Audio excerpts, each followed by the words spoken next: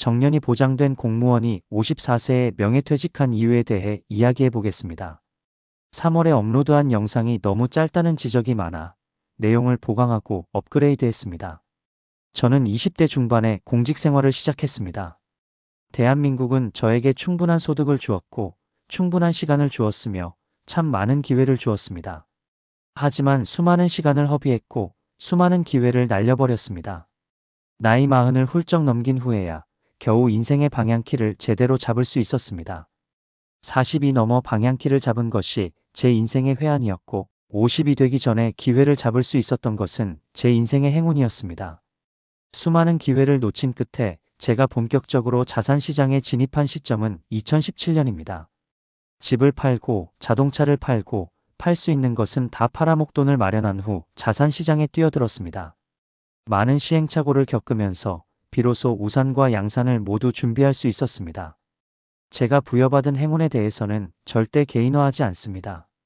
제도가 도왔고 시대가 도왔으며 거시경제가 도왔습니다. 넘치는 유동성과 사상 최저의 금리가 맞물린 시기였습니다. 레버리지 투자도 가능했고 다주택 포지션도 가능했던 시기였습니다. 지금은 절대 가능하지 않은 방식이었습니다. 2021년부터 주도적인 입장에서 직장 생활을 한다는 게 얼마나 좋은 건지 알게 되었습니다. 물론 돈은 중요합니다. 돈은 정말 소중한 자원입니다. 그러나 시간이 흐르면서 시간이라는 자원이 더욱 소중하게 다가왔습니다.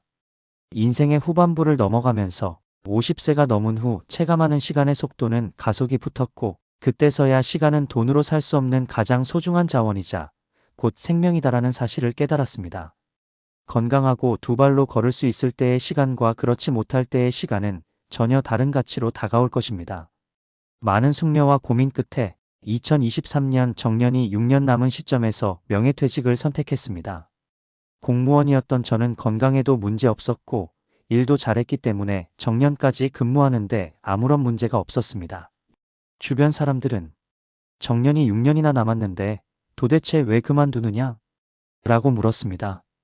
사기업에 다니는 사람들 입장에서는 도저히 이해되지 않았을 것입니다.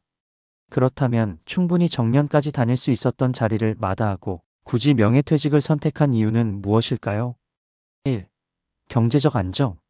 풍족하진 않더라도 생계를 유지하고 문화생활을 누리는데 지금의 생활 수준을 유지하는 데는 큰 지장이 없겠다는 판단이 섰습니다. 사실 몇 년 전부터 집 크기를 줄이고 물건을 사지 않으며 생활을 단순화하는 미니멀리즘을 실천해왔습니다. 아무리 소득이 높아도 돈 쓰는 데는 장사가 없습니다. 공무원 조기연금도 큰 도움이 되었습니다. 저는 아폴로 우주선이 달에 착륙하던 해에 태어난 5060 세대의 일원으로 막차를 탄 사람입니다.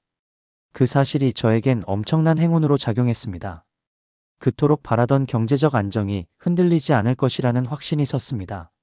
참고로 저는 경제적 자유라는 말을 별로 신뢰하지 않습니다. 인류가 자유를 가치 체계의 최상위에 두었다는 가정에도 동의하지 않습니다. 만약 인류가 자유를 안정보다 상위에 두었다면 법과 제도를 만들고 국가와 종교를 만들지는 않았을 것입니다. 인류가 정말 간절히 원했던 것은 자유가 아니라 안정이었다는 것이 저의 생각입니다. 2. 나의 양심. 공무원과 대기업의 가장 큰 차이점은 공무원은 나이가 들수록 신분이 더 공고해진다는 점입니다. 50이 넘어서도 안정적으로 직장 생활을 할 수 있고 그 후 10년 동안의 소득은 노후를 든든하게 해주는 버팀목이 될 수 있습니다. 저는 나이 50이 넘어 일종의 보상 심리로 편하게 9to6 생활을 하는 공무원의 모습으로 살고 싶지는 않았습니다. 젊은 시절부터 헌법이 보장하는 신분을 악용하는 공무원이 되어서는 안 된다는 소신이 있었기 때문입니다. 저는 행운의 세대라 할 수 있는 5060 세대의 끝자락에 있는 사람입니다. 대한민국의 고도 성장을 누리며 자산을 불릴 수 있었고 조기연금이라는 혜택을 누리고 있습니다. 앞으로는 이런 기회가 점점 줄어들 것입니다. 연금 혜택은 축소될 것이고 AI의 등장은 일자리마저 위협할 것입니다. 좋은 시대에 태어나 5060 세대의 마지막 일원이 된 행운을 누리면서 정년까지 아등바등 자리를 지키는 모습은 후배들에게 결코 좋은 본보기가 아닐 수도 있다는 생각이 들었습니다. 미안하다는 생각도 들었습니다. 제가 마지막 해에 받은 연봉은 7,200만 원이었습니다. 계속 근무했다면 지금쯤 7,500만 원을 넘겼을 것입니다. 제가 내 자리를 양보하고 시간을 선택함으로써 2030 세대 3명이 더 고용되었을 것입니다. 3. 시간은 생명이다. 근로의 가치를 폄하해서는 안 된다. 성실한 근로는 성공하는 인생과 결코 대척점에 있지 않다. 젊은 나이에 코인으로 대박 나도 함부로 퇴사하면 안 된다. 이 말들은 제가 평소에 자주 했던 말입니다. 그러나 50대 중반, 인생의 후반전에 접어들면서 평생 일만 하다가 60세가 되어 아프면 왠지 억울할 것 같다는 생각이 들기 시작했습니다. 진정한 장수란 단순히 오래 사는 것이 아니라 살아있는 동안 건강하고 충만하게 사는 것이다. 이 말은 먼저 세상을 떠난 분들이 저에게 남겨준 인생의 모범 답안입니다. 정신이 온전하고 신체가 건강할 때 하루하루 소멸되어 가는 생명의 잔존 가치를 더 빛나게 의미 있게 쓰고 싶었습니다.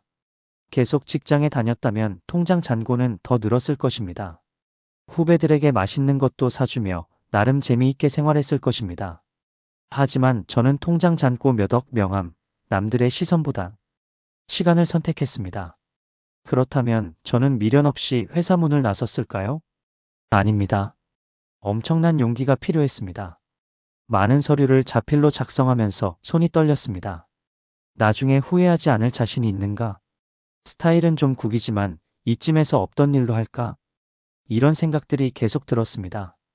지금 생각해보면 그 많은 서류를 자필로 작성하게 한 이유는 정말 신중하게 생각하라는 뜻이었습니다. 여러분, 시간은 생명입니다. 물리적인 장수보다 더 중요한 것은 살아있는 동안 건강하고 충만하고 보람되게 사는 것입니다. 지금도 가끔 동료 직원들에게서 연락이 옵니다. 나도 명예퇴직하고 싶다. 나한테 해줄 말 없냐? 직원들은 아마 그래, 과감하게 사표 내. 이런 말을 기대했을 것입니다. 그러나 저는 먼저 이렇게 말합니다. 자녀에게 계속 돈이 들어가고 있지 않은가? 대출은 남아있지 않은가? 자산 포트폴리오는 어떻게 구성되어 있는가? 대부분의 자산이 부동산에 편중되어 있지는 않은가? 나가는 돈과 들어오는 돈을 보수적으로 점검해 보았는가? 연금 외에 다른 현금 흐름이 있는가? 30년 직장 생활을 마치고 하루 온전히 주어지는 시간을 무료하지 않고 외롭지 않게 보낼 자신이 있는가? 저는 단호하게 말합니다. 준비가 되어 있지 않다면 함부로 회사 나올 생각하지 마라.